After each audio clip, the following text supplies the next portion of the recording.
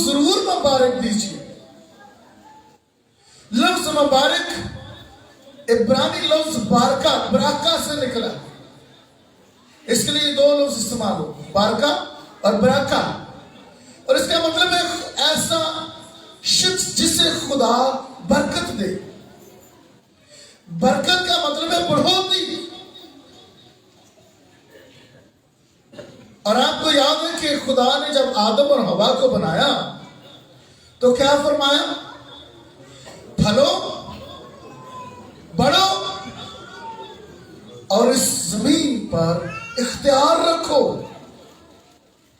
सब कुछ, इन तमाम चीजों पर मैंने तुम्हें इख्तियार दिया है। फलने की दुआ, बढ़ने की बरकत, फलने की बरकत और इख्तियार की कुदरत, ये खुदा ने आदम और हवा को बख्शी। और आदम और हवा रहते कहां थे? खुदा की हुजूरी में। हर रोज खुदा से मिलने, हर रोज खुदा से मिलते। और कलाम में लिखे खुदा अपने बंदों से, अपने बंदा से, अपनी बंदी से ठंडे वक्त में आकर कलाम करता है।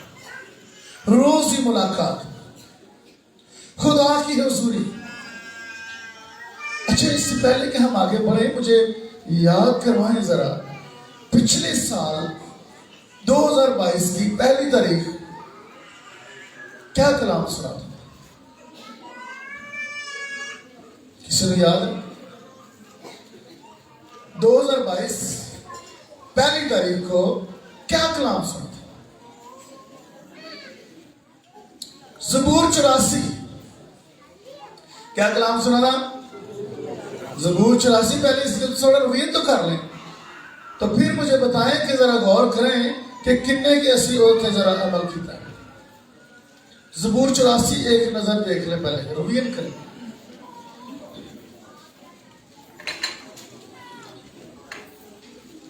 पिछला सबक जरा याद कर लें। ज़बूर 84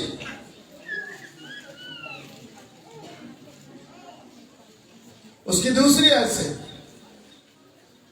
बल्कि पहली आयत से, ऐ लश्करों के खुदावंद, किसको मुखातब किया जा रहा है?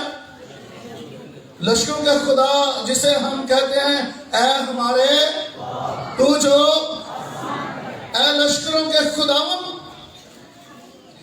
तेरे मस्कन क्या ही दिलकश है।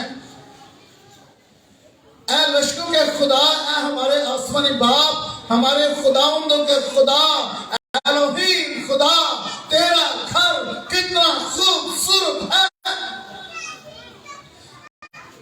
तेरा मस्बा, तेरी हुजूरी कितनी खूबसूरत है। मेरी जान खुदावंद की बारगाहों की मुश्ताक है। किसकी मुश्ताक है? किसकी? अच्छा बोलो ना पुत्र, किसकी है? खुदा के बारगाहों की। और मुश्ताक का मतलब है चाहना। मैं खुदा के घर से इश्क करता हूं। मैं खुदा के घर से, और आगे लिखा है, बल्कि गुदाज़ हो चली। मेरा दिल और मेरा जिस्म जिंदा खुदा के लिए ललकारते हैं। कौन कौन ललकारते हैं? कौन कौन? मेरा दिल और मेरा, पतरस साहब उच्ची बोलो, ये तो रसूल का नाम। मेरा दिल और मेरा पूरा खुशी से क्यों ललकारते हैं? ये पिछले साल हमने सीखा था, पर रिवीजन कर रहे हैं। ऐ लश्करों के खुदा, ऐ मेरे बादशाह और ऐ मेरे खुदा, तेरे मजलों के पास गुरैया ने अपना आशियाना और अब अबाबील ने अपने लिए घोंसला बना लिया जहां वो अपने बच्चों को रखे। मुबारक हैं वो जो तेरे घर में रहते हैं, मुबारक हैं वो जो तेरे घर में। ये हमारी मरकजी आयत थी। मुबारक हैं वो जो तेरे घर में। आपको नया साल मुबारक हो, आपको मुबारक हो। बात मेरी समझ आई? अब जरा गौर करें कि कितने संडे मिस किए हैं साल में, कितने हफ्ते थे, कितने हफ्ते हम चर्च आए। इस कंडीशन में सुबह अगर 10 बजे का टाइम है तो दौड़ लगी हुई है हमारे घर में, तो और दौड़ दौड़ के कभी नाश्ता होता है कभी नहीं होता, इसी तरह दौड़ आते हैं। नाश्ता तो वापस चेक करेंगे। कोशिश होती है 10 बजे से पहले पहले यहां पे पहुंचे, कौम 11:30 तक आ रही है। इतनी गुदाज हो रही है 11:30, और फिर कितना वक्त खुदा के मसबा पर गुजरे, कितना वक्त। मुबारक है वो जो तेरे घर में रहते हैं, जिसके पास खुदा के घर में रहने के लिए वक्त नहीं है। मुझे बताएं उसका साल मुबारक होगा? ओदा साल मुबारक होएगा? उच्ची बोलो पुत्र।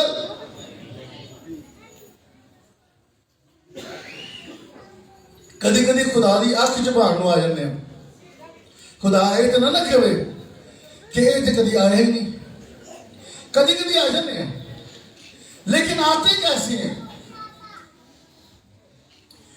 सुबह आपने कहीं गुजरावाला की तरफ निकलना हो, कहीं और तरफ निकलना हो ना, तैयारी करके, तो बंदे को नींद नहीं आती, मैं सवेरे जाना है किथे, मैंने टाइम पे पहुंचना है वहां पे।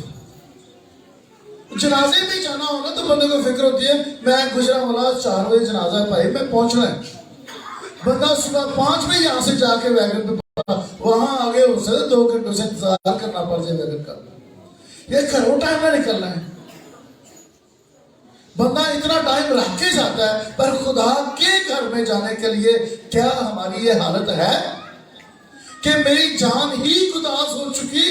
हम तो ये चाहते हैं खुदा हमें बरकत दे, और बरकत पिछले साल हमने सीखा था, बरकत खुदा के मसबा के अलावा कहीं और से नहीं आती। बरकत और कुव्वत लिखा है, मुबारक है वो आदमी जिसकी कुव्वत उससे है। वो ताकत पाते हैं। और 2022 में हम चाहते थे कि खुदावंद हम ताकत पर ताकत पाए, तरक्की करें।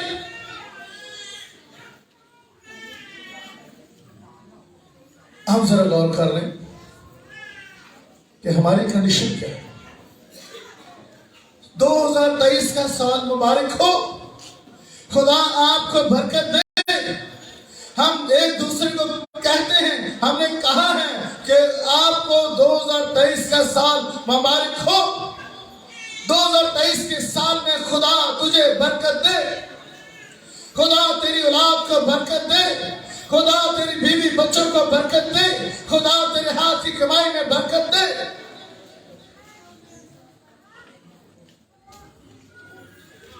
लेकिन बरकत, हम बरकत चाहते कौन सी?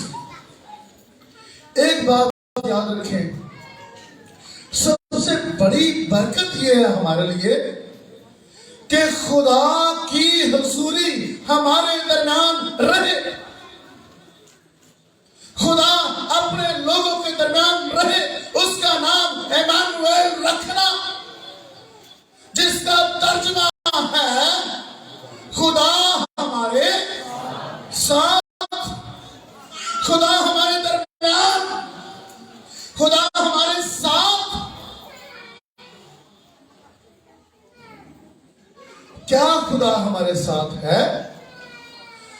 सारा साल इतने द्वार हम खुदा के मज़बा पर आए, खुदावंद के दिन को मनाया।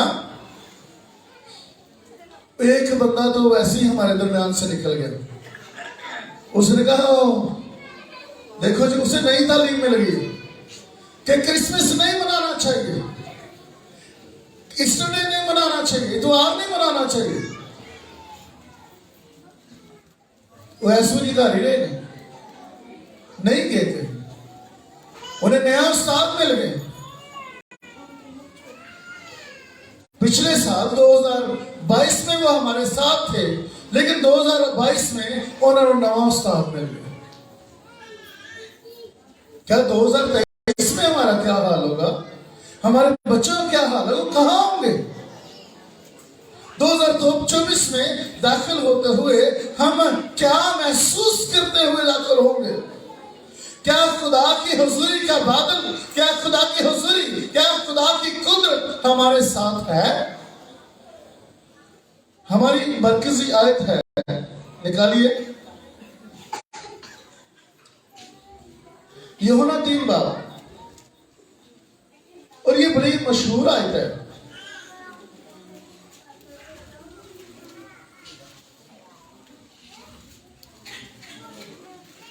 यूहन्ना 3 बाब और उसकी तीसरी आयत पढ़िएगा।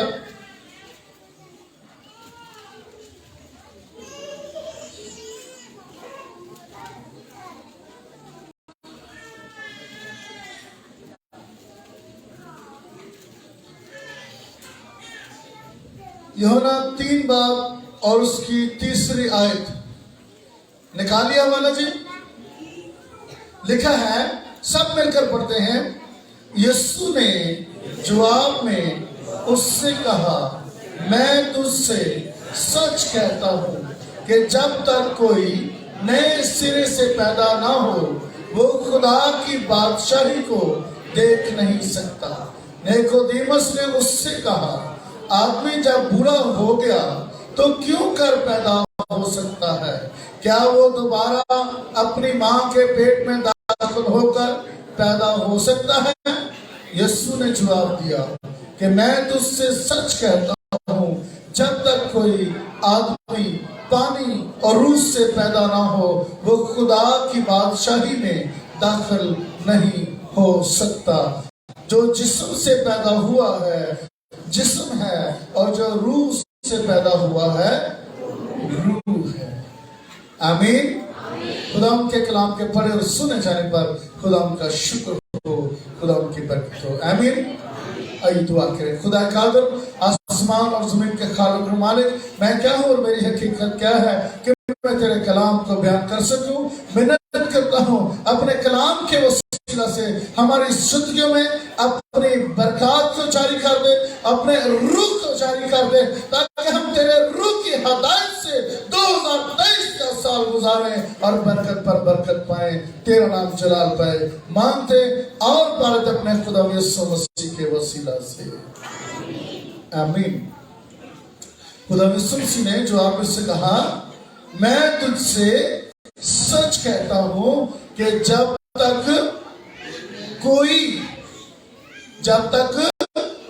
कोई नए सिरे से पैदा ना हो, वो खुदा की बादशाही को देख नहीं सकता। खुदा की बादशाही का मतलब इख्तियार, कुदरत। अब फिर बादशाही का मतलब है सल्तनत। एक बात याद रखें, खुदा के घर में दाखिल होने के लिए, हमेशा की जिंदगी में दाखिल होने के लिए, खुदा की हुजूरी को अपने दरमियान में लाने के लिए, खुदा हमारे साथ, खुदा हमारे दरमियान कब रहेगा? जब तक हम नए सिरे से पैदा नहीं होंगे। आपको पता है कि आदम और हवा जब खुदा ने इनको बनाया तो वो खुदा की हजूरी में थे, खुदा के वादे उनके साथ साथ थे।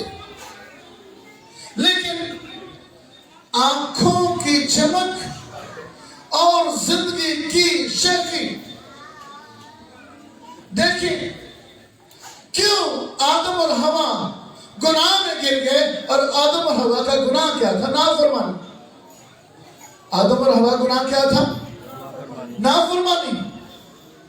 आज कितने दुनिया है, आज का ईमानदार और पहले वाला ईमानदार दोनों में मुश्तरका बातें क्या है कि वो भी नाफरमान रहा, वो भी नाफरमान हो गया।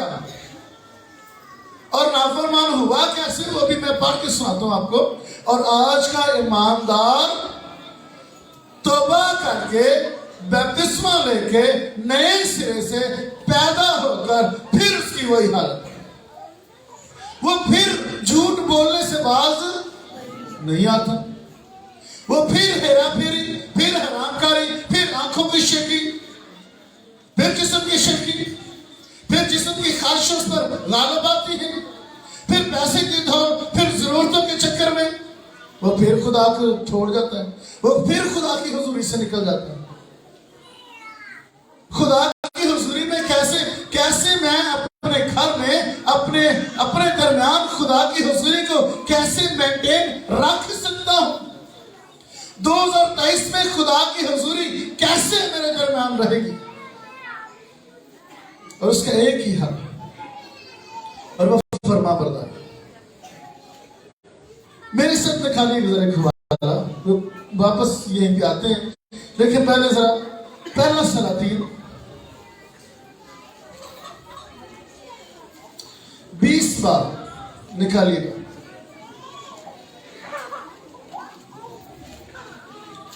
पहला सलातीन 20 बार,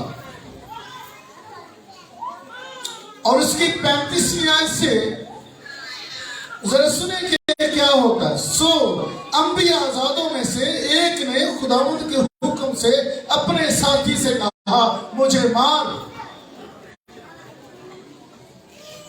2 नबी थे। कितने नबी? दोनों ही नबी हैं, खुदा का कलाम है इनके मुंह में। और हम सब क्या हैं?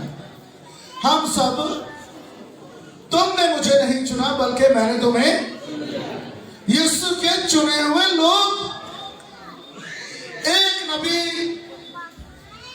को ये हुक्म मिला है, खुदा ने उसे कहा है कि तू दूसरे नबी को कहे कि मुझे मार। और जब उसने कहा कि मुझे मार, तो उसको जिसको कहा गया था कि मुझे मार, उसने खुदा की बात नहीं मानी। उसने खुदा की बात। और अगर देखिए, अगर कोई आपके दरमियान को बता, एक भाई दूसरे भाई के मुझे मार, तो ये खिलाफ अकल बात है। मैं क्यों तेनों मारूं? मैं तुझे क्यों मारूं? तूने मेरा कसूर नहीं किया, मैं तुझे क्यों मारूं? लेकिन ये खुदा का हुक्म है। अब देखिए नबी कह रहे, खुदा का हुक्म है कि तू मुझे मार, और वो कहता मैं तुझे नहीं मारूंगा। चूंकि उसने खुदा का हुक्म नहीं माना, इसलिए पहले पर नबूत आती है। और वो कहता है चूंकि तूने खुदा की बात को नहीं सुना। तब उसने उससे कहा, इसलिए कि तूने खुदा की बात नहीं मानी, सो देख जैसे तू मेरे पास से रवाना होगा, एक शेर तुझे मार डालेगा।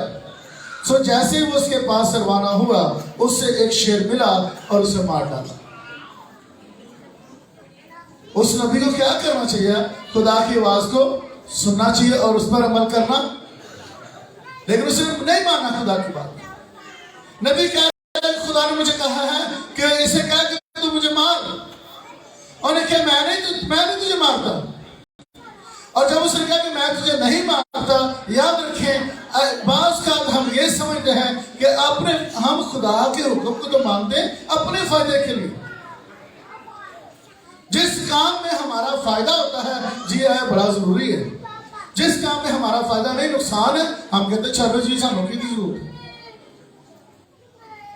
ये देखिए जरा इस बंदे का हाल।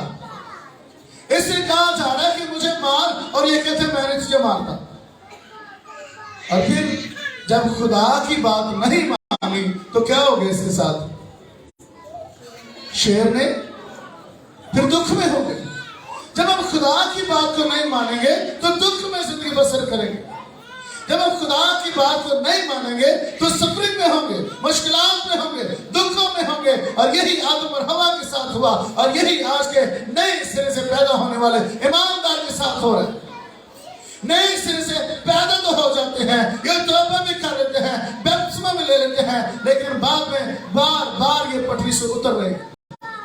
सारा साल इनका यही हाल होता है। अगले तुम्हारी अपनी बीवी को कहना कि मैं बेगम तू चली जा, तो मैनू आज बड़ा जरूरी काम, मैं नहीं जा सकता, आप चली जाओ, मैं आज ड्यूटी पे जाना है, मैंने आज काम पे जाना है, मैंने मेरी जानी टूट जानी, मेरा आज ये हो जाए, मेरा आज बस तू जा। और इससे पहले हमने रवीन की थी कि गुजरे साल में, पिछले साल में हमने खुदा से वादा किया था, खुदा और हारे तुम्हारी तेरे मजबा पे। पिछले साल हमने क्यों जी वादा किया होगा ना? अगर कलाम ये था तो फिर वादा भी तो वादा किया। खुदा के हुक्म को मानने के लिए